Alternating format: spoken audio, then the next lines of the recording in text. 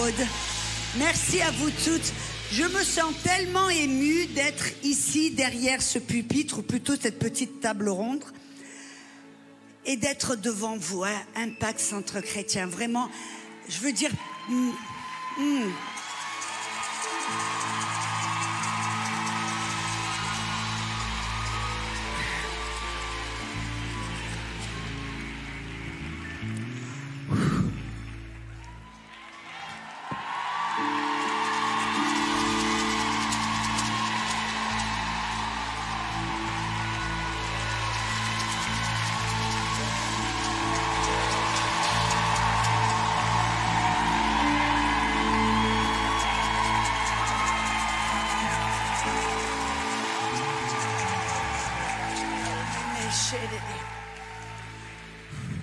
D'être dans la compagnie, dans cette église, qui est pour moi un prototype d'honneur, d'excellence dans la francophonie.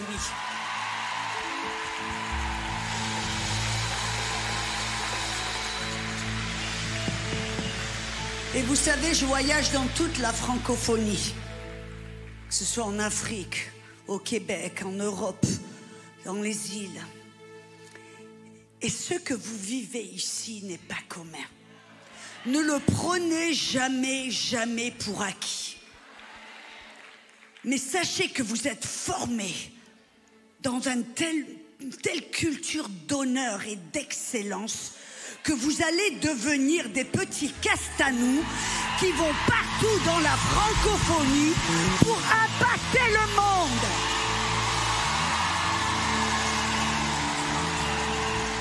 Et moi, ça me touche. Moi, ça me touche. Parce que je suis française. Je parlais à quelqu'un l'autre jour qui me disait « Ah, je savais pas que je crois que c'était Pasteur Liliane. Je savais pas que tu étais française. Tu parles bien le français. » Ben, je dis « Ben oui, heureusement. » Mais je veux dire merci à cette maison.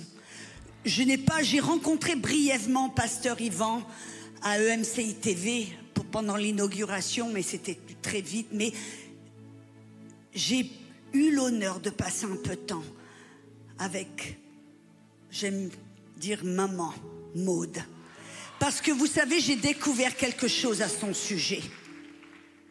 Et si vous me connaissez, j'aime bien ce que Stéphanie ce matin, on est dans la culture de l'honneur, mais on n'est pas dans la culture de la flatterie. Et si vous me connaissez un petit peu, vous savez que j'ai horreur de la flatterie. Mais j'ai découvert quelque chose au sujet de la maman, la première dame de l'Église. C'est une maman. Paul a dit dans la Bible, vous avez beaucoup d'enseignants, mais vous n'avez pas beaucoup de pères. Et je veux dire, vous avez beaucoup d'enseignants, mais c'est un cœur, le cœur d'une mère est un cœur particulier. Et dans mes premières rencontres en Martinique, quand Pasteur Sita m'a si bien reçu, oh là là, c'était déjà mon premier goût à Impact. J'ai vu le cœur d'une dame.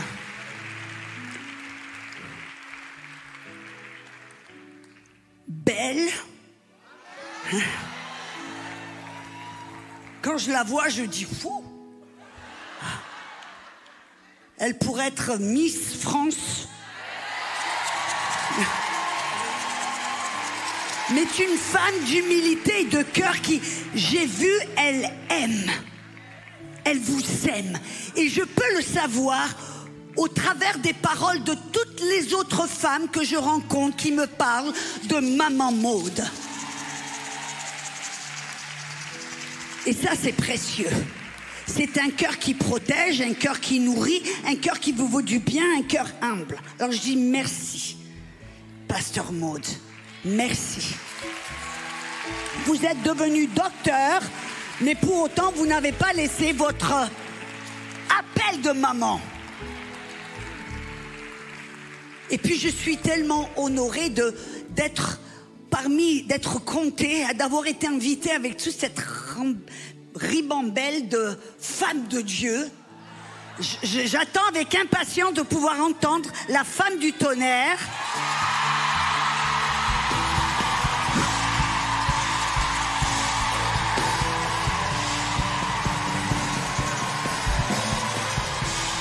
Et J'ai eu le plaisir, je connaissais Pasteur Liliane brièvement, je l'ai rencontrée ici, mais j'ai eu l'occasion de pouvoir la voir un peu plus, l'entendre, avoir un peu plus de contact. Et j'aime cette femme. C'est une femme qui ne parle pas beaucoup, mais quand elle parle, faites attention. Et ma bonne amie Stéphanie.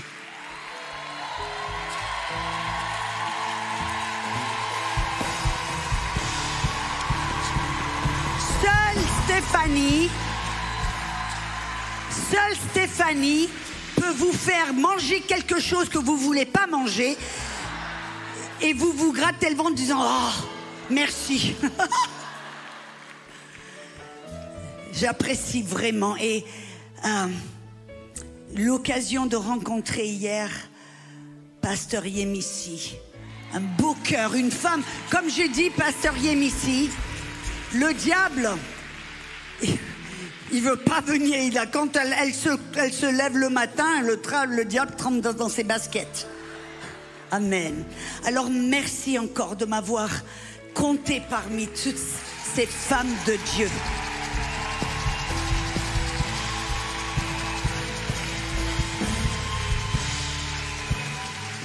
Merci mesdemoiselles. Aimeriez-vous chanter une chanson? Vous êtes toutes belles, coordonnées. Vous voyez, moi j'ai reçu le mémo. J'ai reçu le mémo, je me suis habillée dans les couleurs. Avez-vous reçu le mémo?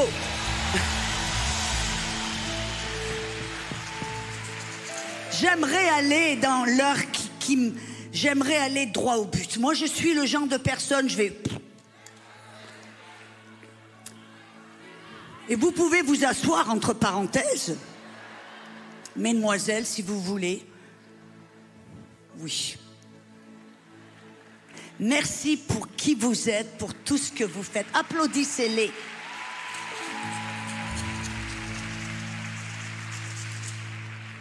Nous avons eu des messages tellement puissants.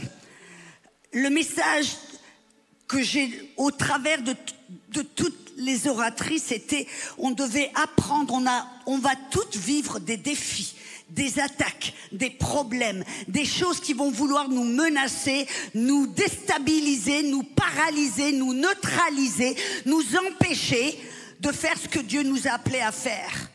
Depuis la fondation du monde, Dieu avait déjà mis en vous cet appel, cet ADN, ce que Dieu a pour vous. Mais nous savons que l'ennemi veut toujours venir. Et on a vu que, j'aime ça, que notre attitude doit être de ne jamais accepter, mais de se lever. Et aujourd'hui, j'aimerais parler qu'on doit avoir, non pas la mentalité d'une victime, parce que ça c'est dangereux, vous voyez, pourquoi ça m'est arrivé? Et que le passé devienne notre identité, nos attaques viennent et tout d'un coup on se remet en question, mais de ne jamais adopter la mentalité d'une victime. Parce que vous ne pouvez pas, mesdames, être vainqueurs, victorieuses, si vous adoptez cette mentalité. C'est silencieux dans cette église catholique cet après-midi. On ne peut pas être victorieuse et victime au même moment, en même temps. Ça veut dire ce que l'on a entendu jusqu'à présent, c'est-à-dire que face à l'attaque, face aux problèmes, face aux crises d'identité, face à ce que l'ennemi va pour nous faire tomber, nous devons nous relever. C'est ce qu'on a entendu de Pasteur Liliane, n'est-ce pas? Mais aujourd'hui, j'aimerais vous parler de comment, femme invincible, comment marcher dans votre invisibilité. Essayez de dire ça 20 fois très vite. Invincibilité, invincibilité, invincibilité. Comment marcher, être cette femme invincible? Parce que très souvent, j'ai remarqué quelque chose. Vous savez, on peut avoir tendance, quand on est attaqué, que ce soit dans notre identité, dans notre corps, dans nos finances, dans notre couple. Peut-être quelqu'un alors que je priais pour cet après-midi, j'ai ressenti quelque chose. Qu'il y a une femme ici, vous venez juste d'apprendre de la bouche de votre mari qu'il veut un divorce. Comment agir? Comment vivre à partir de ce moment quand vous apprenez que toutes les années de mariage que vous avez vécues sont en train de s'effondrer? Comment marcher? Comment réagir? Comment aborder la chose quand vous apprenez du docteur un diagnostic que vous avez un cancer du sein ou un cancer de l'utérus et que vous n'avez que quelques mois à vivre? Comment marcher comme femme invincible? Et la plupart du temps, le problème, c'est qu'on rentre dans cette mentalité de ce que j'appellerais de mendicité. C'est-à-dire que tout d'un coup, on est en mode supplication, où on est là à demander à Dieu d'intervenir. Et si on ne fait pas attention, on entend ça un petit peu. On est dans ce mode passif, où peut-être on se lève en disant non, non, non, je n'accepte pas. Mais être invincible, ça ne veut pas dire qu'on doit être passive.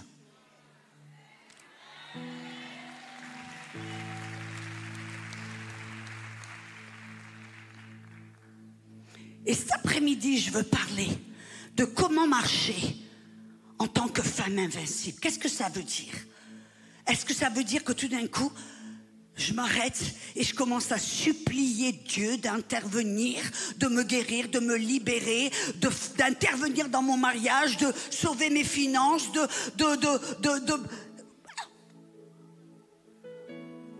Vous savez, depuis, on est invincible, mesdames, parce que depuis le commencement du monde, Dieu nous a créés à son image.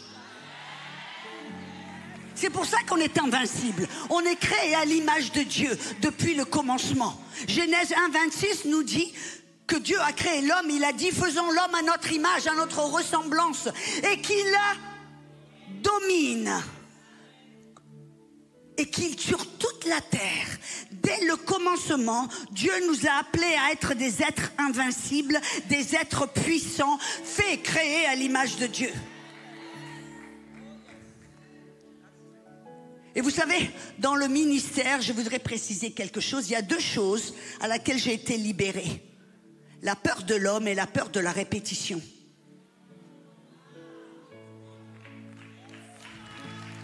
Parce que très souvent, on est comme les Athéniens. On va au forum pour entendre quelque chose de nouveau.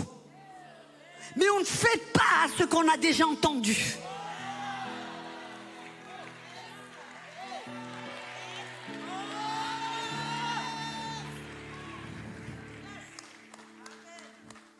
Alors si vous me permettez, on va faire un petit cours de rappel. Pour nous rappeler qu'est-ce que ça veut dire d'être invincible et comment marcher comme Dieu. Dès le début, Dieu a créé l'homme à son image et il l'a appelé à régner. Il l'a appelé à marcher dans cette autorité que Dieu a. Moi, je me rappelle un témoignage d'un homme puissant sous lequel j'ai grandi. Très souvent, Jésus lui apparaissait face à face. Et ce jour-là, il est rentré dans sa chambre, il a pris une chaise, il s'est assis en face de lui et il a commencé à lui parler des choses au sujet du ministère. Et tout d'un coup, un démon est venu et s'est mis entre les deux. Et une fumée a commencé à s'évaporer, de sorte que cet homme ne pouvait ni voir ni entendre ce que Jésus était en train de lui dire. Et il était frustré presque en se disant, mais Jésus ne sait-il pas que je ne peux pas entendre ni le voir?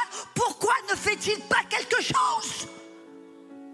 Et à la fin, il est devenu tellement frustré qu'il a mis le pied par terre et il a dit, démon, je te commande de partir au nom de Jésus. Et le démon, est tombé sur le sol, est parti, a quitté, il a dit, ne reviens pas plus jamais dans cette maison. Et alors qu'il retourne dans cette conversation avec Jésus, à la fin de leur temps ensemble, il s'adresse à Jésus en disant, Jésus, avec tout mon respect, j'aimerais te poser une question. Alors que ce démon était entre nous deux, que je ne pouvais pas ni te voir ni t'entendre, pourquoi n'as-tu pas fait quelque chose? Et vous savez ce que Jésus lui a dit? Si tu n'étais pas intervenu, si tu n'avais pas exercé ton autorité, je n'aurais pas pu je n'aurais pu rien faire. Je n'aurais pas pu intervenir. Je n'aurais pu rien faire. Ce qui nous montre quelque chose que très souvent, nous, mesdames, il nous arrive des choses et on rentre dans ce mode de passivité en attendant que Dieu fasse quelque chose, quand en réalité, il nous a rendus en son image invincibles. Pourquoi ? Pourquoi sommes-nous invincibles? Parce que nous sommes créés à l'image de Dieu et parce qu'on nous a donné son autorité. C'est ce qui nous rend invincibles. Pas parce qu'on est joli, pas parce qu'on est smart, parce qu'on est des enfants de Dieu à qui a été confiée l'autorité sur la terre. Ça veut dire que c'est à nous, mesdames. Comme pasteur Liliane l'a dit, peu importe le décret contre vous, vous devez vous lever. Ça, mes amis, c'est le commencement. Apprendre à se lever, à dire je n'accepte pas. Non, c'est pas moi. Non, le colis, il va marquer non délivrable. C'est pas moi. Mais ça veut dire aussi qu'on se lève dans notre autorité. Et j'aime bien que Dieu, alléluia,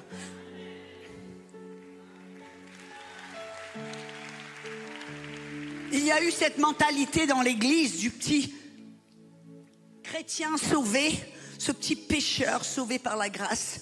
Nous ne sommes plus des petits pécheurs sauvés par la grâce. Nous sommes des enfants de Dieu qui ont reçu toute autorité. Et moi, ça me le révèle quand je vois dans Psaume chapitre 8, où le roi David, qui était un homme sous la loi, mais qui avait une révélation de la grâce de Dieu, a dit: qui est l'homme pour que tu te souviennes de lui? Le fils de l'homme pour que tu prennes soin de lui tout le temps. Tu l'as fait de peu inférieur à Elohim. Tu l'as couronné de gloire, d'honneur et de magnificence, et tu as tout mis sous ses pieds. Mesdemoiselles, mesdames et certains messieurs qui se sont infiltrés incognito, ce sont des hommes qui ont faim.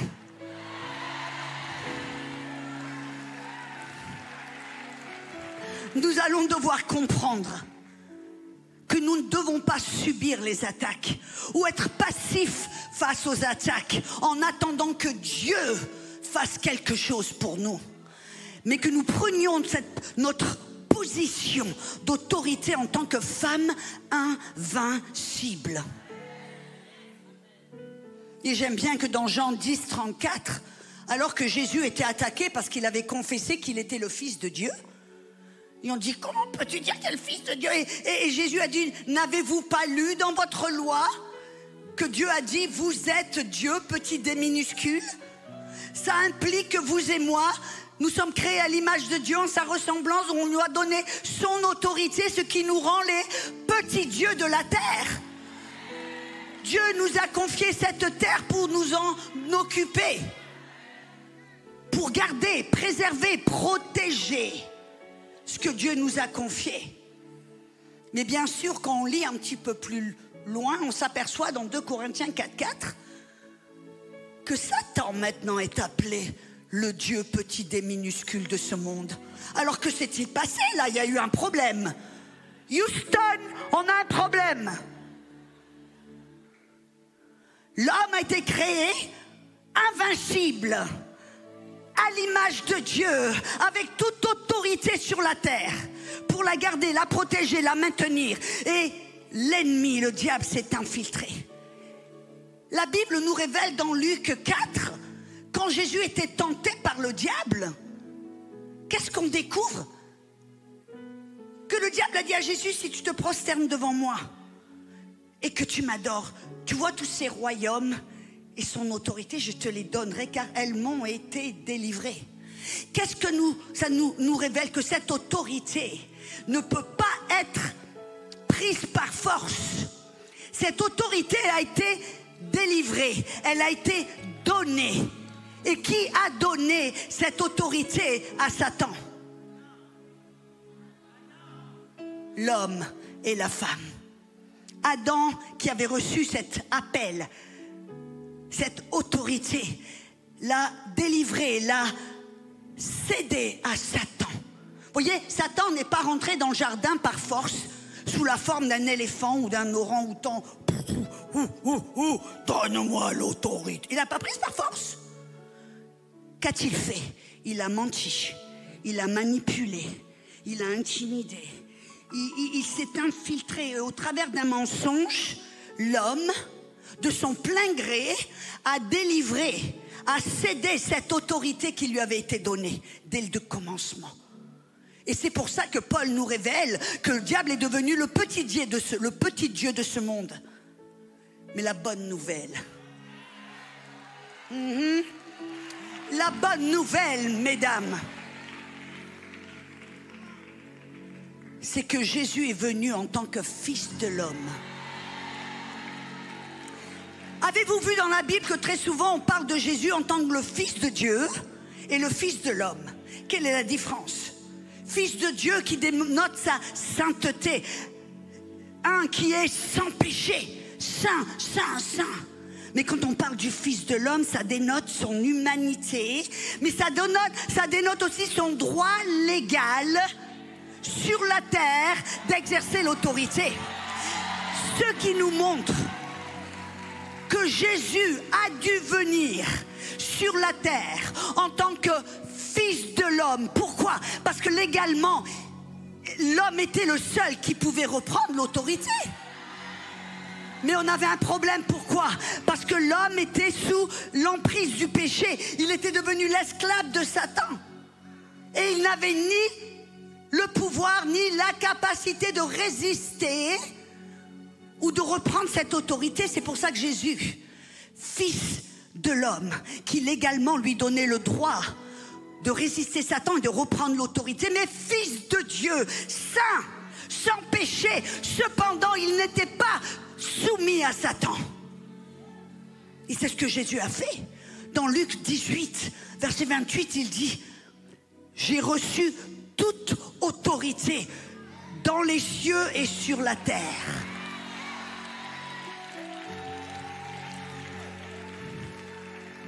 Mais êtes-vous déjà posé la question, mesdames? Pourquoi?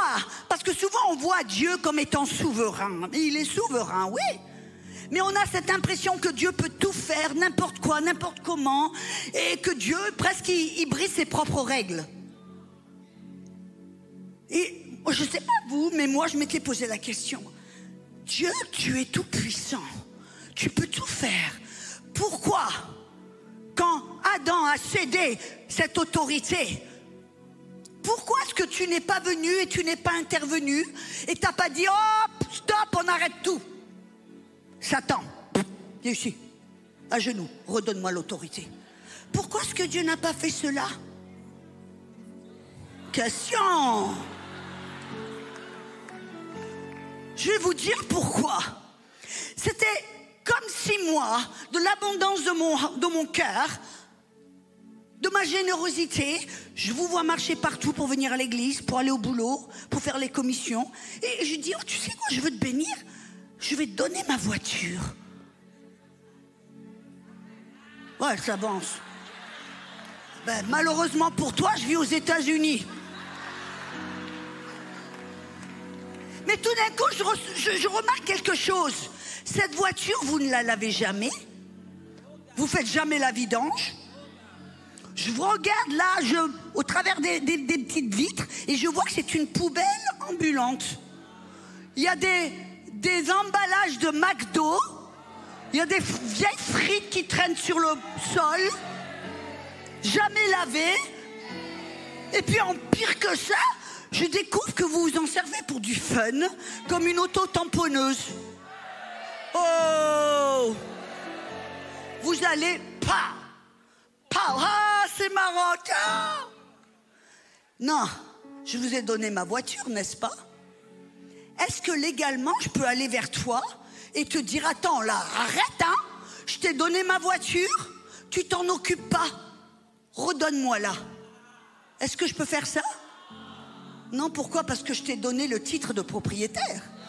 N'est-ce pas ce que la Bible nous dit dans Psaume 115, verset 16? Il dit: les cieux, oui, les cieux sont à l'Éternel, mais la terre, il l'a donnée au Fils de l'homme.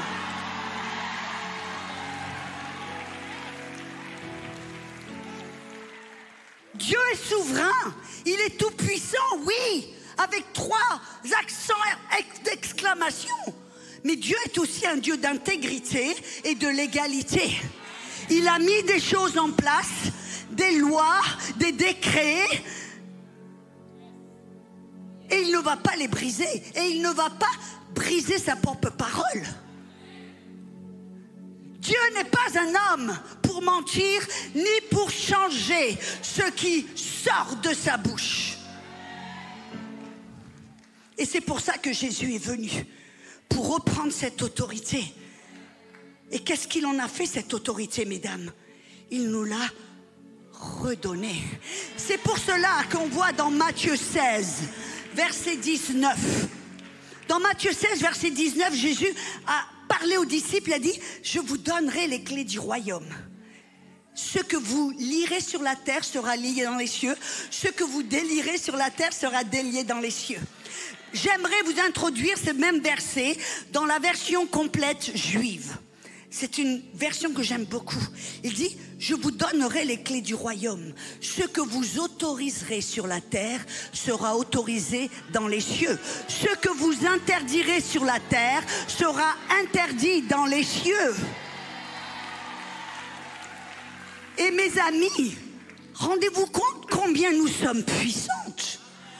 Combien nous sommes à l'image de Dieu, invincibles. Mais dans cette invincibilité, ça veut dire que pour nous lever contre les attaques, les défis, et peu importe la liste, nous devons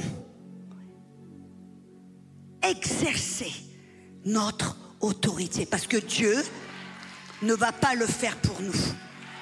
Écoutez-moi bien, je vous ai donné ce verset dans Psaume 115, verset 16. Les cieux, oui, les cieux sont à l'Éternel, mais la terre, il l'a donnée au Fils de l'homme. Et légalement, rappelez-vous ce mot légalement, parce que souvent on voit la Bible comme quelque chose qui peut être changé parce que Dieu, il est Dieu, il fait ce qu'il veut. Non, Dieu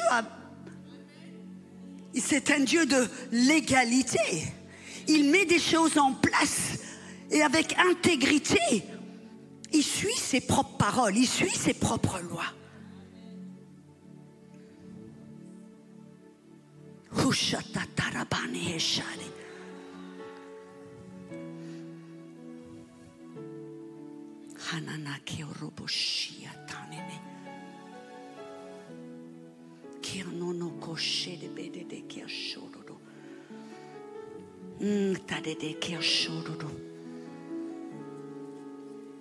On a vu que Satan n'a pas pu prendre cette autorité par force. L'homme le lui a cédé parce que pourquoi? Et j'aimerais rajouter quelque chose. Comment ça s'est passé? Comment ont-ils pu céder leur autorité et devenir, comment je pourrais dire, qu'est-ce que c'est le contraire d'invincible? Fragile, vulnérable. Comment? Vous savez pourquoi? La Bible nous dit parce que la femme était faible. Est-ce que ça voulait dire parce qu'elle ne pouvait pas porter 45 kilos? Pourquoi était-elle faible? Pourquoi est-ce que le diable est allé vers la femme? Parce qu'elle était faible. Et pourquoi était-elle faible? Parce qu'elle n'avait pas la révélation de la parole. Rappelez-vous à qui est-ce que Dieu avait donné le commandement? Tu ne mangeras pas de cet arbre, car le jour où tu en manges, tu vas sûrement mourir. À qui ce commandement a été donné? À Adam. Et Ève, où était-elle? Elle n'était pas encore créée. Car le verset d'après dit, Dieu a dit, je lui ferai une compagne semblable à lui-même. Qu'est-ce que ça nous révèle? Que quand Dieu a donné le commandement, il a donné sa parole, Ève n'était pas encore là. Et qu'est-ce qu'elle a reçu? Elle a reçu une information de seconde main. En d'autres mots, c'est Adam qui lui a dit, oh, tu sais ce que Dieu a dit? Ne mange pas de l'arbre. Et oh, n'y touche pas. Je ne sais pas ce qui s'est passé là. Il y a eu un problème de communication. Vous savez, ce problème n'était pas nouveau. entre l'homme et la femme, c'était depuis le début des temps. Je ne sais pas ce qui s'est passé. Si Adam lui a dit hey, mange pas et touche pas, ou s'il lui a dit ne mange pas et elle a entendu ne mange pas et ne touche pas, on ne sait pas. On va leur demander quand on arrive en haut. Mais peu importe, le point que j'aimerais faire, c'est que la femme était vulnérable et faible face à l'ennemi, car elle n'avait pas une révélation de la parole. Écoutez-moi bien. Si vous voulez être invincible face à l'ennemi, de pouvoir exercer votre autorité, de le remettre à sa place, vous allez devoir obtenir votre propre révélation. Arrêtez. Quand vous entendez Pasteur Yvan qui prêche, quand vous entendez Docteur Mode qui prêche, ne vous contentez pas d'écouter, de dire « Ouah, c'était bon ». Allez, retournez à la parole, ouvrez la parole, creusez, recherchez, parlez à Dieu, posez des questions pour obtenir votre propre révélation. C'est ce que 1 Jean chapitre 4, l'apôtre Jean dit « Jeune homme, vous êtes fort, car la parole de Dieu demeure en vous et vous avez vaincu l'ennemi. » C'est ce qui vous rend fort. Connaître la parole et vous tenir dans votre autorité.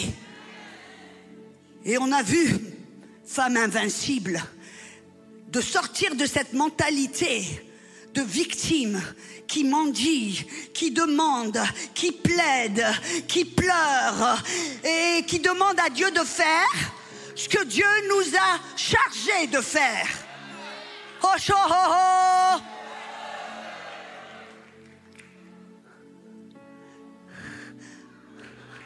Dieu a dit, je te crée en mon image et je te donne toute mon autorité. Et la plupart des gens, des chrétiens, n'exercent pas leur autorité. Ils rentrent dans ce mode victime et ne savent pas que ce sont des êtres invincibles dont le diable a peur. Ils tremblent. Si vous connaissez qui vous êtes. Et écoutez comment Dieu va faire les choses aujourd'hui d'une manière légale. Dieu nous a donné son autorité. Et comment est-ce que Dieu va faire les choses? Comment est-ce que nous allons pouvoir travailler en partenariat avec Dieu pour effondrer les problèmes, pour éliminer les attaques, pour affronter les défis? Comment? Vous savez, mon mari, quand il avait 18 ans, il a acheté sa première petite maison. Après, on est devenant un peu plus âgé. Il a une entreprise de construction, donc il nous a construit notre propre maison. Et la petite maison qu'il avait, qui est toute petite, il l'a mis en location. Il a écrit un bail de location, il a mis une petite annonce et des gens sont venus pour visiter la petite maison. Je me rappelle, un couple est venu voir et dit « Ah, ça nous plaît, c'est parfait pour nous. » Alors qu'est-ce que mon mari a fait? Ils ont ensemble lu le bail. Ils ont signé le bail, ils ont mis la date, la signature. Et mon mari, qu'est-ce qu'il a fait? Il leur a redonné les... Et ces clés, qu'est-ce que c'est ces clés? Ces clés, c'est ce qui donne à ce couple l'autorité d'être dans la maison, d'ouvrir la porte, de fermer la porte, de permettre à quelqu'un de rentrer ou d'interdire l'accès. Et vous savez la chose bizarre, la maison appartient à mon mari, n'est-ce pas? Mais légalement, si mon mari veut rentrer dans la maison pour repeindre, pour réparer, que doit-il faire? Il appelle les locataires et dit « Hey, j'ai besoin de rentrer pour faire une réparation. Là, il y a un tuyau qui a pété, il faut que je rentre. » Mais vous dites « Mais c'est sa maison, elle lui appartient. » Ouais, mais légalement, il y a un contrat entre le locataire et mon mari. Et légalement, ce sont les locataires qui ont les clés. C'est exactement comme cela avec Dieu. La terre appartient à Dieu, mais dans sa bonté, il nous l'a donnée. Jésus est venu pour vaincre le diable, pour reprendre les clés d'autorité. Et il a dit, je te donne les clés d'autorité. Attendez. Et ce que vous allez permettre, c'est vous qui ouvrez la porte ou fermez la porte. C'est pas Dieu qui permet ou qui défend, non. Dieu, il est assis au trône. Il est assis parce qu'il a déjà fait le boulot. C'est fini. Et il nous a confié la terre, les clés d'autorité. Et comme tout au début, c'est à nous de restreindre le mal, de remettre le diable à sa place, d'interdire ou de permettre. C'est à nous de le faire. Comment? Vous voyez comment on fonctionne avec Dieu? La Bible nous dit dans Apocalypse 1, verset 6, qu'il a fait de nous un royaume et des sacrificateurs. J'aime bien dans la version, une autre version, je crois que c'est le français nouveau, il dit, il a fait de nous des rois et des sacrificateurs. Qu'est-ce que ça veut dire? En tant que roi, nous sommes appelés à exercer autorité. Mais en tant que sacrificateurs, nous sommes appelés à louer le Seigneur et à rechercher sa volonté. Parce que, écoutez-moi bien, dès qu'on découvre la volonté de Dieu, on peut exercer l'autorité avec efficacité. Ushishiramane. Sortons de la passivité parce que nous sommes des femmes invincibles. Le diable le sait, mais le savez-vous que vous êtes invincibles parce que vous avez reçu les clés de l'autorité. Et écoutez-moi bien, dans Luc 10, 19, Jésus a dit, je vous donne toute l'autorité sur toute la puissance du diable. Écoutez-moi bien, rien ne vous nuira. Rien. R-I-E-N, point d'exclamation. Rien ne peut vous nuire. Mais vous savez comment ça marche? Il dit, je vous donne toute l'autorité sur toute la puissance du diable. Parce que mes amis, le diable a de la puissance. Ne nions pas les choses. Ne mettons pas la tête sous le sable. Le diable a de la puissance. La puissance de mentir, de manipuler, de tromper, d'intimider. Mais vous savez, c'est comme un agent de police. Quand on sait que, vous voyez, un agent de police a reçu un uniforme, il a reçu un badge, un sifflet et peut-être un bâton. Et il se tient au carrefour, là, dans une des rues de Paris. Et tout d'un coup, il y a un gros poids lourd qui arrive.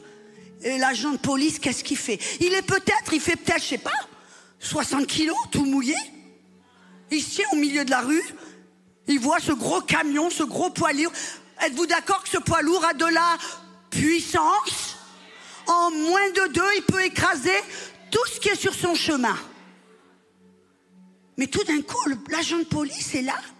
Il voit la puissance, ce camion qui vient là à toute vitesse. Et qu'est-ce qu'il fait? Merci, ma sœur. Et le camion s'arrête. Pourquoi? Il a toute puissance. En moins de Dieu, il peut... Mais il reconnaît l'autorité. C'est exactement cela. Oui, le diable a de la puissance. Mais si vous connaissez votre autorité, que vous vous levez dans votre autorité et que vous dites à un non, que vous vous levez dans votre autorité, le diable va devoir se soumettre, il le sait. La plupart des chrétiens sont vaincus parce qu'ils ne savent pas qui ils sont, invincibles, tout-puissants, d'autorité, et que le diable tremble face à nous. Mais j'aimerais aussi rajouter quelque chose.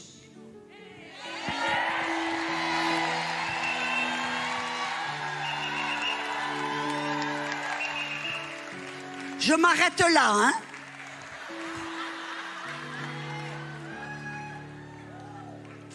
La plupart du temps, quand on parle d'exercer notre autorité, de nous lever dans notre autorité, on pense immédiatement qu'on doit crier, hurler, commencer à s'émeuter, à avoir du mouvement, à aller et répéter le nom de Jésus 45 fois. On se dit ça va intimider le diable. Ça le fait rigoler. Vous savez, il y a un verset puissant. Il y a un verset puissant dans Philippiens 1, 28 qui dit « Ne vous laissez aucunement effrayer par votre ennemi, qui est pour lui une preuve de perdition, mais pour vous une preuve de victoire et de salut. » Qu'est-ce que ça veut dire?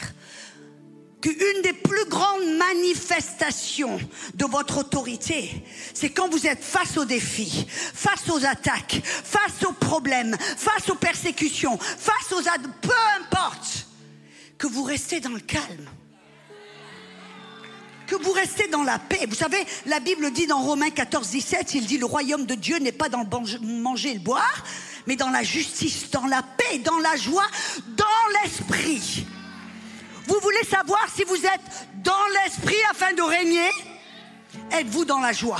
Êtes-vous dans la paix? Êtes-vous dans la justice? Ce droit légal qui vous donne le droit de vous approcher du Père sans peur, sans complexe d'infériorité, sans condamnation, comme si le péché n'avait jamais existé. Quand vous restez dans la paix face aux attaques, face aux ennemis, face aux diagnostics, face aux persécutions, peu importe la liste, quand vous restez dans la paix, le diable se dit « Oh, attends là, j'arrive pas à l'effrayer, qu'est-ce qui se passe? Elle n'a pas peur ?»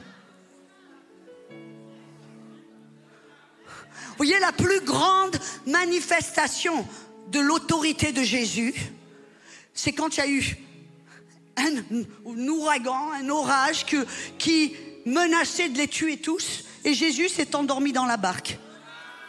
Je me rappelle en Floride, on a des ouragans tous les étés, et cet été-là ils avaient prédit l'ouragan le pire, le plus destructif. Bon, moi je connais mon autorité, qu'est-ce que j'ai fait? Je suis sortie dehors, j'ai une propriété avec plein de gros arbres, des chênes. Et ils avaient prévu un ouragan qui allait passer, bref, l'eau qui allait monter avec des inondations. Qu'est-ce que j'ai fait? Je suis allée dehors, dans le calme. Et j'ai parlé aux arbres, je dis au nom de Jésus, il n'y aura pas une branche cassée, il n'y aura pas une tuile démolie, il n'y aura pas un arbre déraciné. Cette propriété appartient à Dieu, parce qu'elle appartient à moi. Alors Satan, tu es hors, tu n'as pas le droit. Et puis je suis rentrée à la maison. Et puis le jour suivant, l'ouragan s'est déchaîné. L'eau a monté. Les arbres, j'étais dans ma maison, il y a des fenêtres tout autour. On ne peut pas louper. Et on est là dans le salon et on regarde les arbres, les chênes, gros chênes. La tentation de rentrer dans la peur était réelle. J'ai regardé mon mari, je dis, chérie, on va aller faire la sieste. Oh oh! On est allé dans le salon, on s'est fait une sieste de 1h30.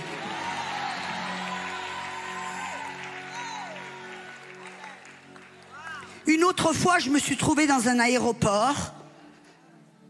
Vous savez, Dieu, vous êtes des agents, mesdames. Ce n'est pas simplement, ce que je voudrais partager avec vous maintenant, ce n'est pas simplement que vous puissiez être bien, vous, votre petite famille, vos petits clubs là. Non, non, nous sommes appelés à être des femmes qui changent l'atmosphère dans laquelle nous vivons. Là où vous allez, Dieu y va. Là où vous travaillez, c'est Dieu que vous amenez. Et vous êtes appelés à changer l'atmosphère dans laquelle vous vivez, vous travaillez, dans votre village, dans votre ville. Comment? En sachant qui est en vous, où vous êtes en Christ, que vous avez l'autorité et que vous ne vous laissez effrayer par quoi que ce soit. Là où vous marchez, vous savez, c'est Dieu qui marche. C'est l'autorité de Dieu en moi. Je suis roi et sacrificateur. Et je sais, parce que j'ai passé du temps avec le Seigneur, quelle est sa volonté là au boulot. Ouais, je sais, il y a cette femme qui me critique, qui m'accuse, qui essaie de me faire perdre mon boulot. Ça, c'est pour quelqu'un ici. Et chaparaha. Mais ne vous laissez pas effrayer. Sachez que vous êtes là, dans ce boulot, pour changer les choses. Pour amener la paix, pour amener l'amour, pour amener la justice de Dieu. Et alors, je me trouvais dans un aéroport comme d'habitude, je suis toujours dans les aéroports, et j'allais dans l'aéroport d'Atlanta, qui est le plus grand aéroport, je pense, du monde. Et au cours des années, j'ai une chose que j'ai apprise. Le Saint-Esprit nous apprend des petites astuces, des petites choses pour éviter les problèmes, bref. Et je sais que quand je prends un avion, j'atterris, je cherche immédiatement quelle est la prochaine porte d'embarquement, et j'y vais tout de suite, sans m'arrêter pour quoi que ce soit. Si j'ai besoin d'aller au WC, j'y vais là-bas. Si j'ai besoin de manger, j'y vais là-bas. Si j'ai besoin d'acheter quelque chose, je le fais là-bas. Et cette fois-ci, j'étais dans un avion, comme de coutume, de Jacksonville à Atlanta, et j'étais assise avec mon petit bouquin « Comment entendre la voix de Dieu ». Et à côté de moi, il y a une dame qui dit « Oh, vous êtes chrétienne ?» Elle dit « Moi aussi ». Et puis, quand elle me demande d'échanger le numéro de téléphone, et c'est pas quelque chose que je fais tout le temps, mais apparemment je l'ai fait, je lui ai donné mon numéro de téléphone, elle m'a donné son cellulaire, et puis voilà, puis on a atterri, et bien sûr, comme de coutume, je sais à quelle porte d'embarquement je suis censée aller, je sors de l'avion, et alors que je passe dans le terminal T, qui est le terminal de la sécurité, je passe et j'entends « Arrête-toi au WC ». Et dans ma tête, je me dis « Mais non, je m'arrête pas au WC ». Je dois aller à la porte, j'ai 30 minutes, mon avion décolle dans 30 minutes. Il n'y a pas de temps à perdre. Et j'en va au WC. Je me suis arrêtée, j'étais au WC. Je sors des WC et je suis avec ma petite valise pour aller. Et tout d'un coup, on entend « Stop ! Ne bougez pas! Arrêtez tout le monde !» Et tout le monde s'est figé. On s'est tous regardés en disant « Qu'est-ce qui se passe ?» Et tout d'un coup, on a entendu des cris. « Courez, courez, fuyez, cachez-vous, danger, danger, danger !» À ce moment-là, on ne sait pas s'il y a une bombe, s'il y a un fusilleur, on ne sait pas ce qui se passe.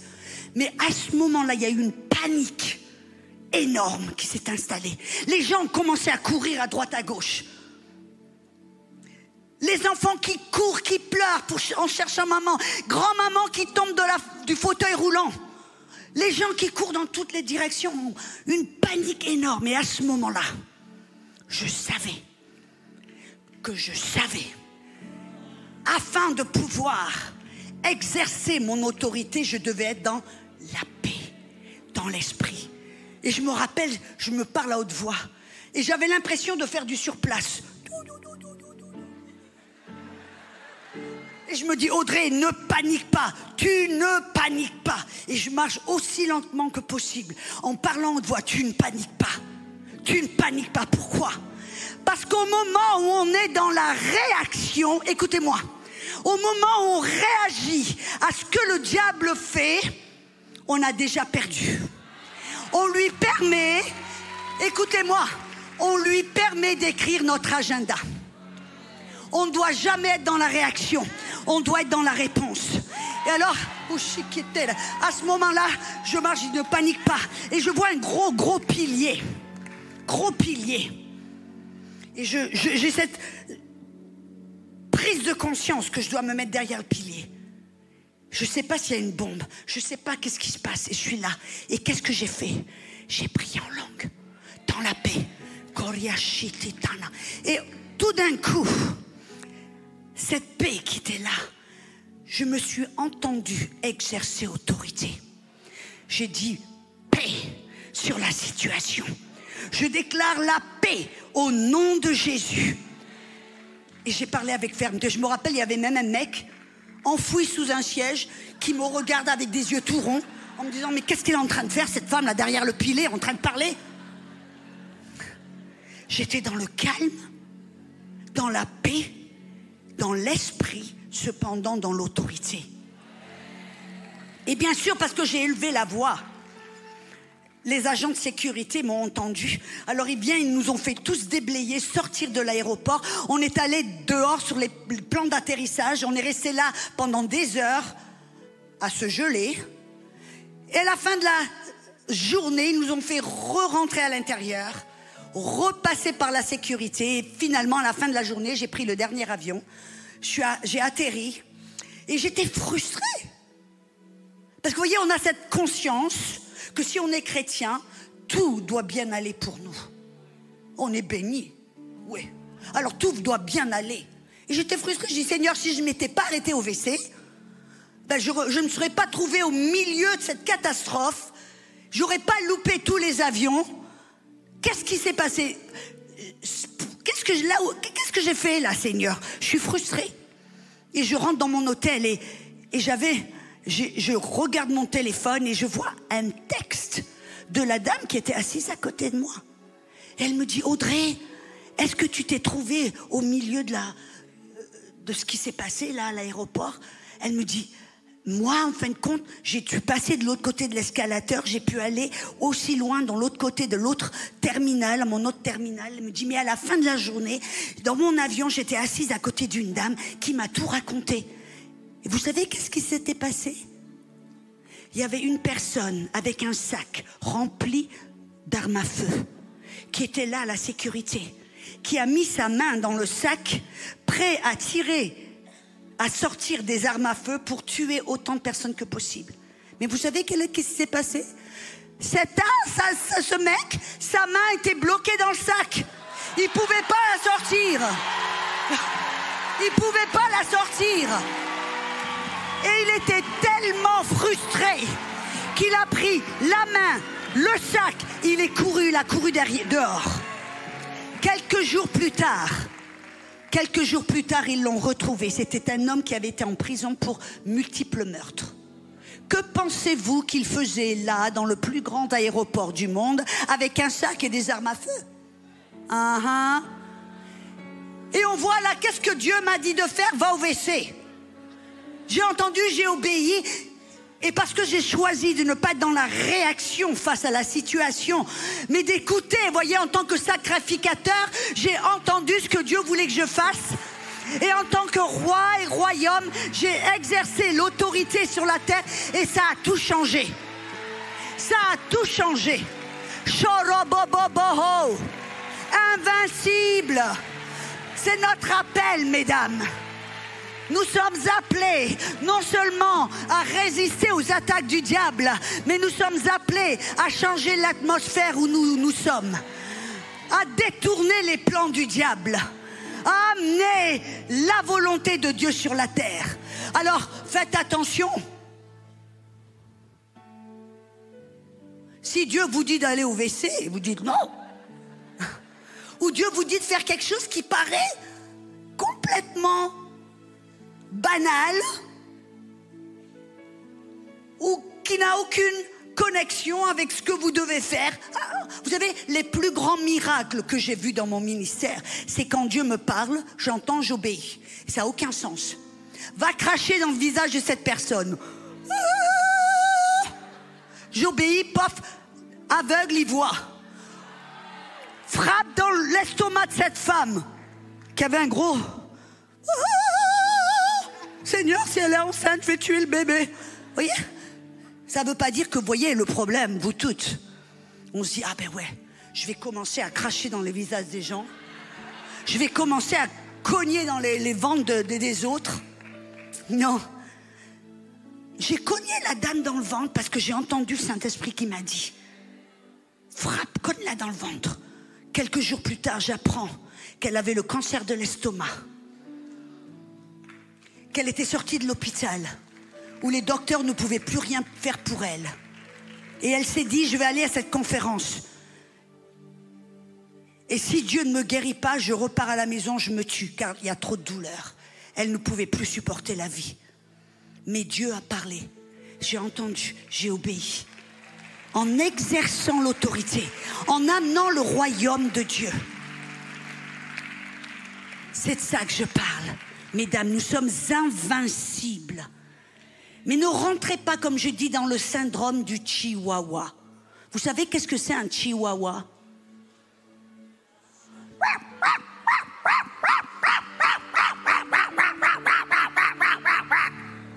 Le chihuahua, quand il ressent un petit danger, il commence à aboyer, à sauter.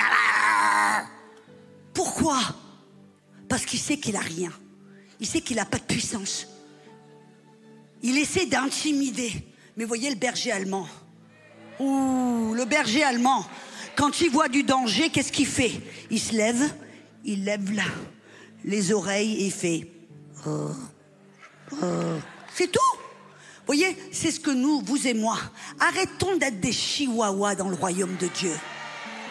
Soyons des femmes invincibles face aux plans de l'ennemi, face aux attaques, face aux défis, face aux bonnes nouvelles. Restons dans la paix, restons dans la louange, mais soyons des sacrificateurs qui cherchent la volonté de Dieu, fondés dans la parole. Et on est dans la paix, on peut exercer notre autorité sans être effrayé.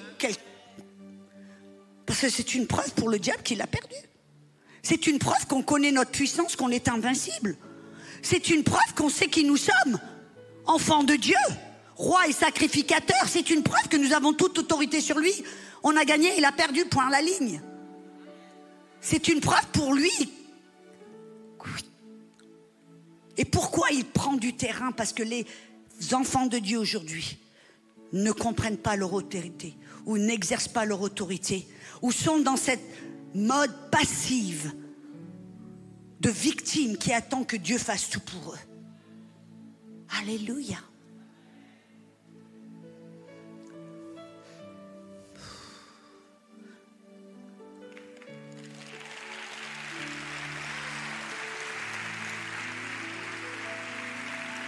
Vous savez, une des meilleures manières d'exercer notre autorité, c'est quand on prend la Sainte Seine. Il y a un verset qui est puissant que j'ai découvert il n'y a pas longtemps dans, je crois que c'est Genèse 14, verset 18. Quand Abraham a appris que son neveu, Lot, avait été enlevé par tout un tas de nations, il vivait à Sodome et Gomorrhe, mauvais choix entre guillemets. Abraham est allé avec un petit groupe qui était des fermiers, des hommes qui travaillaient pour lui. C'était pas des guerriers équipés.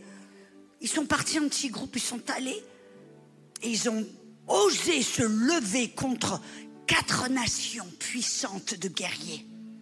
Un petit groupe de gars, de fermiers, d'éleveurs de troupeaux.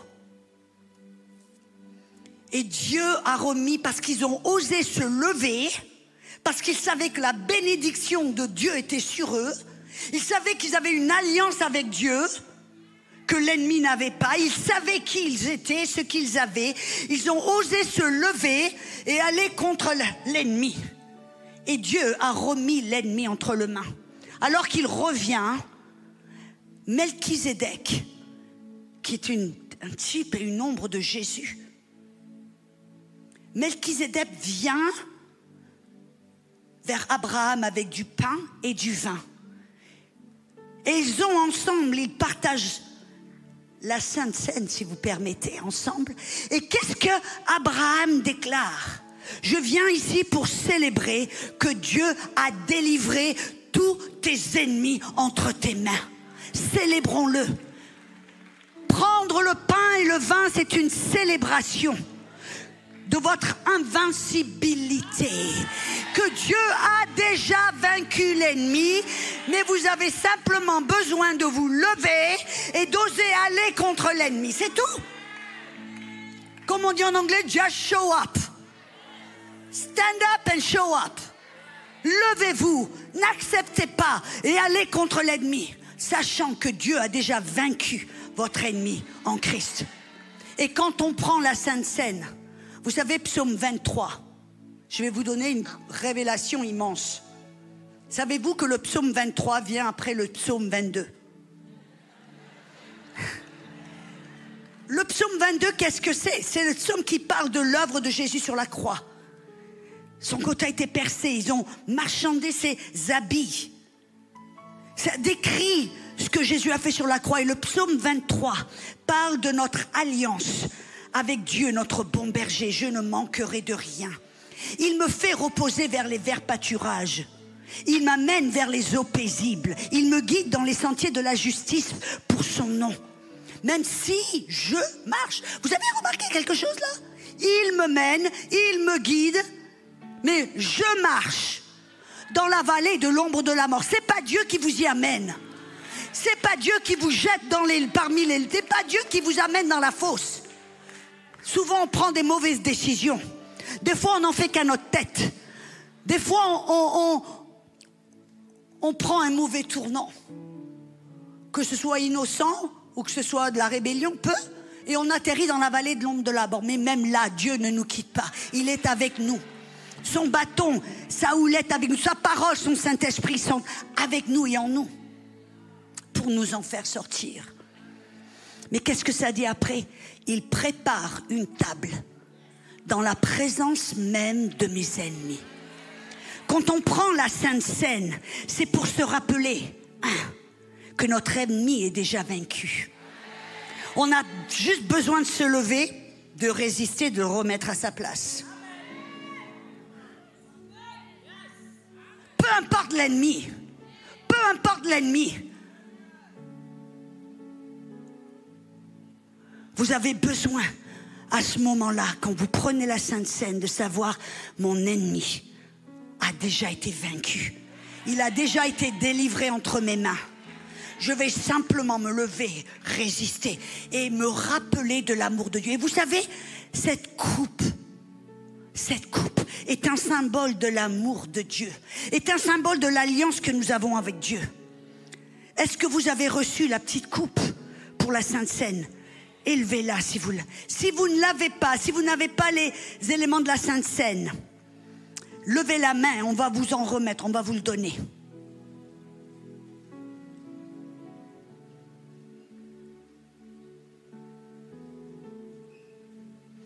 Si vous n'avez toujours pas, voilà, il y a des mains qui se lèvent, il y a une personne, 2 personnes qui n'ont pas les éléments. Écoutez-moi bien, afin de prendre la Sainte Seine, vous devez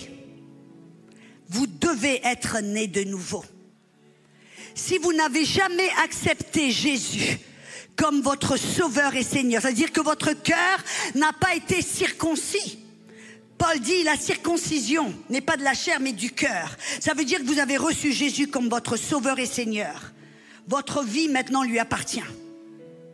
Si vous n'êtes pas sauvé, si vous n'avez pas reçu Jésus comme votre sauveur, on peut le faire immédiatement. Si vous dites oui, je veux recevoir Jésus, levez la main. J'ai dit oui, je veux recevoir Jésus. Y a-t-il quelqu'un ici qui veut recevoir Jésus? Vous dites non, je ne suis pas né de nouveau. Cependant, je ne peux pas prendre la Sainte Seine, car je ne fais pas partie de cette alliance. Si vous dites oui, je veux faire partie de cette alliance, levez la main. Je vais vous inviter à venir de l'avant. Venez de l'avant. Venez de l'avant, immédiatement. Si vous voulez recevoir Jésus, avoir ce droit légal de boire la coupe, de manger le pain, venez de l'avant. Alléluia. Viens ici, ma sœur, mets-toi devant. Là, c'est bon. Alléluia. Viens ici, ma sœur. Y a-t-il quelqu'un d'autre? Vous n'avez jamais reçu Jésus. Vous savez que vous ne pouvez pas prendre cette Sainte Seine car vous ne faites pas partie de cette alliance encore. Mais vous pouvez, vous allez le faire maintenant. Allez, venez. Y a-t-il quelqu'un d'autre? On appelle. Recevoir Jésus est tellement simple. Ça doit venir du cœur. La Bible dit, si vous croyez dans votre cœur que Jésus est réellement le Fils de Dieu, Dieu qui est venu dans la chair, né d'une petite vierge, qui a grandi et qui a finalement donné sa vie et son sang pour payer pour tous nos péchés. Mais parce qu'il était saint, le Saint-Esprit l'a ressuscité des morts. Est-ce que vous croyez ces vérités? Levez la main si vous dites oui, je le crois. Alors nous allons le prier ensemble. Une prière, ce n'est pas une recette magique, c'est une prière qui vient du cœur, une conviction. Vous dites oui, j'ai besoin de Jésus dans ma vie. Mon péché est lourd, je veux lui donner mon passé, mon péché. Et il va se passer quelque chose de puissant au moment où vous acceptez Jésus et vous lui remettez votre vie de péché. et que vous l'acceptez comme sauveur et Seigneur, dans le monde spirituel, votre péché va être effacé. Et dans votre cœur, il va se passer un miracle. Votre cœur qui était dominé par le péché va être changé et devenir identique à Dieu. La Bible dit, vous allez être une nouvelle création. Toutes choses anciennes sont passées, vous êtes maintenant, toutes choses sont nouvelles. Identique à Jésus. Avec cette autorité dont j'ai parlé. Êtes-vous prête à recevoir Jésus? Mettez votre main sur votre cœur. Et à haute voix, de tout votre cœur, répétez après moi. Père céleste, je crois que Jésus est le Fils de Dieu.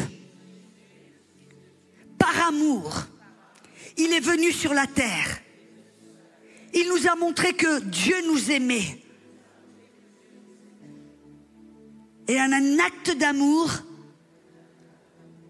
il est mort sur la croix pour payer pour tous mes péchés.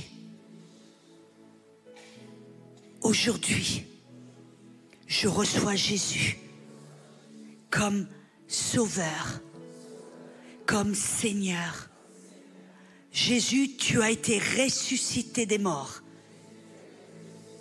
pour me donner une nouvelle vie. Alors aujourd'hui, devant tous les hommes et devant Dieu, je te donne ma vie. Elle ne m'appartient plus. À partir d'aujourd'hui, j'apprends à te connaître et à marcher avec toi. Amen. Mesdemoiselles, attendez. Mesdemoiselles et mesdames, je vais vous demander de faire une petite chose. Tournez-vous. Parce que je veux vous introduire à vos nouvelles sœurs dans le Christ. Alléluia.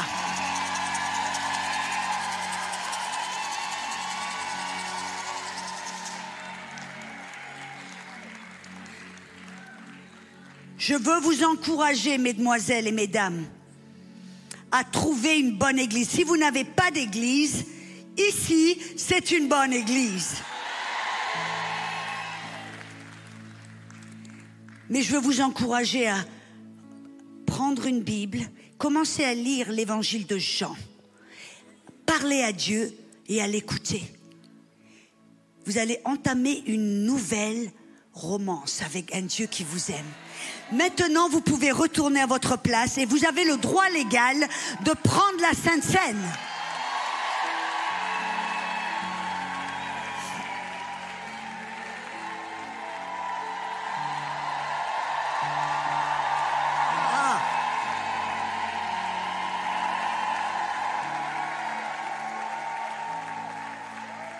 Voyez cette coupe que l'on a dans nos mains. Elles sont parfaites.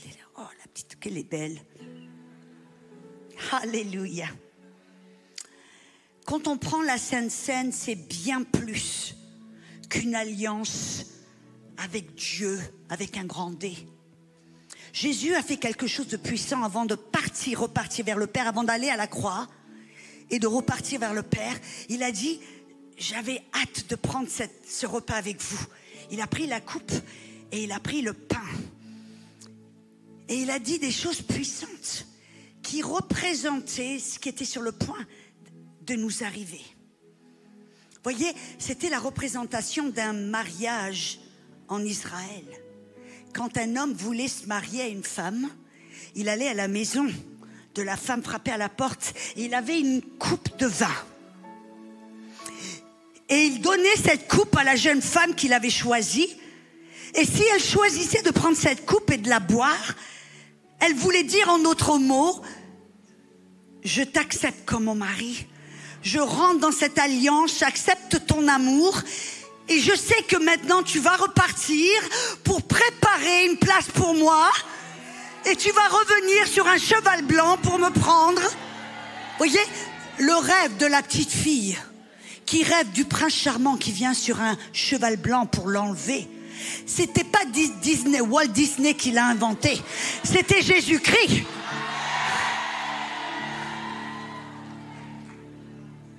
À chaque fois que nous prenons la Sainte Seine, c'est pour nous rappeler de cet amour divin de Jésus-Christ. Car il n'y a pas de plus grand amour que celui qui donne sa vie pour nous.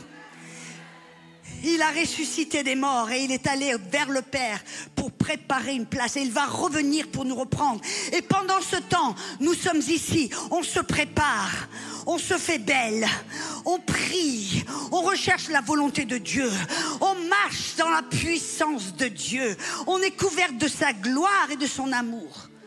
Et à chaque fois qu'on prend la Sainte Seine, c'est pour se rappeler que nous sommes invincible, belle, puissante, aimée, que nos ennemis ont déjà été vaincus. Alors mesdames, dans ces minutes qui nous restent, nous allons prendre la Sainte Seine. Mais vous savez l'ennemi qui frappe à votre porte. Vous savez que ce soit une maladie, des symptômes, que ce soit l'annonce d'un divorce, que ce soit l'annonce d'une faillite de vos affaires, que ce soit l'annonce de votre licenciement, que ce soit l'annonce que vous ne pourriez jamais avoir d'enfant, que ce soit l'annonce que votre mari va vous quitter, que ce soit l'annonce, peu importe, cet ennemi a déjà été vaincu. Alors on peut ensemble, je vais vous demander de faire quelque chose. Ne soyez pas passive alors que vous prenez la Sainte Seine. Rappelez-vous de Melchizedek qui est venu vers Abraham pour célébrer et dire Dieu est bon, il t'aime Abraham.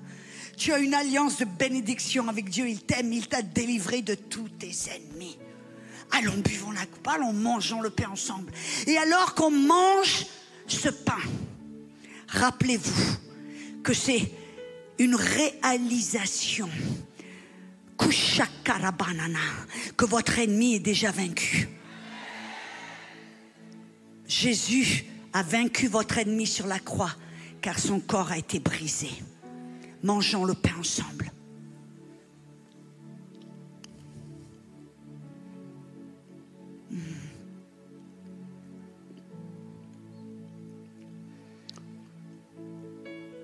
Alors qu'on boit cette coupe ensemble, faites-le avec foi, dans la paix, dans la joie, sachant que ce jus représente le sang de Jésus qui a coulé de son dos, de son corps, qui vous a nettoyé de vos addictions, qui vous a nettoyé de votre péché, qui vous a nettoyé et libéré de la maladie, libéré de vos ennemis.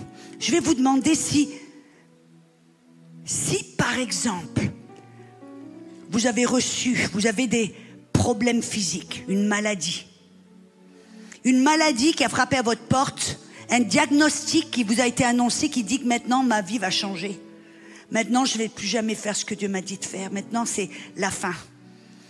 Alors qu'on boit la coupe, rappelez-vous que la foi est agissante par l'amour. Cette coupe, c'est la coupe de l'amour de Dieu pour vous.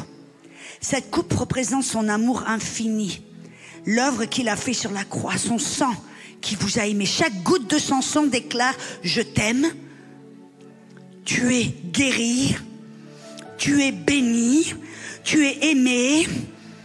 Après que l'on boit cette coupe, je vais vous demander si vous aviez une maladie quelconque ou un handicap, peu importe les limitations physiques, levez-vous dans votre guérison et dites Seigneur, maintenant mon ennemi, la maladie a été vaincue. Maintenant je suis guéri. Que veux-tu que je fasse? Vous rappelez Marie, le mariage. Ils avaient besoin de vin. Et Marie, qu'est-ce qu'elle a fait? Elle a dit, voyez ce gars là-bas, allez vers lui. Ce qu'il vous dit de faire, faites-le. Ça paraissait comme si ça n'avait rien à voir.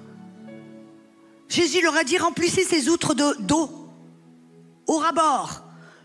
Puisez une coupe, allez le montrer au maître de cérémonie. Vous vous rendez compte un peu, les serviteurs, ils ont dû un peu suer, là, en se disant, wow, on est sur le point de perdre notre boulot. On est supposé lui amener du vin, on va lui amener de l'eau, qu'est-ce qu'il va dire? Mais ils ont entendu, ils ont simplement obéi. Alors qu'on boit cette coupe, si vous avez besoin de guérison, dites, Seigneur, que veux-tu que je fasse? Alors que mon ennemi a été vaincu, alors que ma maladie a été payée, que veux-tu que je fasse, Seigneur? Et ce qu'il vous dit de faire, la première parole qui vous monte au cœur, obéissez, faites-le. Quelqu'un, Dieu va vous dire, va semer la plus grande semence que vous avez jamais semée. Alors obéissez, allez-y, mettez quelque chose dans cette boîte, obéissez, vous allez voir quelque chose qui va se passer. Votre crise financière va être renversée. Dieu va peut-être vous dire de commencer à te lever et à courir. Dieu va vous dire de faire quelque chose que vous n'allez peut-être pas comprendre, qui n'aura peut-être pas de sens. Mais par la foi, acceptons l'amour de Dieu, qui veut toujours notre bien, qui veut nous guérir, nous libérer, nous aimer. Êtes-vous prêtes, mesdames? Partageons la coupe ensemble.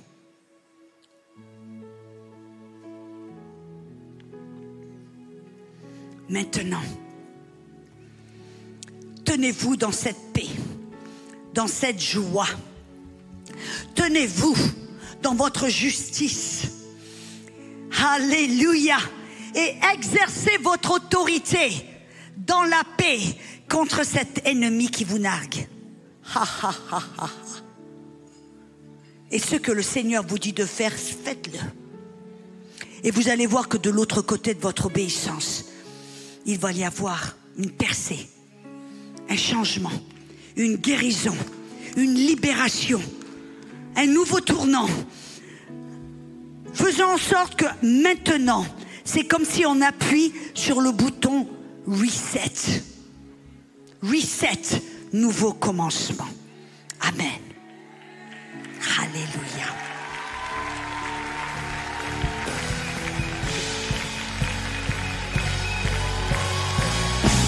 Merci Seigneur. On te loue, moment de louange. Louons le Seigneur. Merci pour ton amour. Merci pour ta bonté. Merci pour ta vérité. Merci pour tout ce que tu as fait. Merci pour me guérir. Merci pour me sauver. Merci pour m'aimer. Alléluia, je déclare des percées au nom de Jésus. Alléluia, alléluia. Louons le Seigneur. Un cri de joie, une chanson d'allégresse.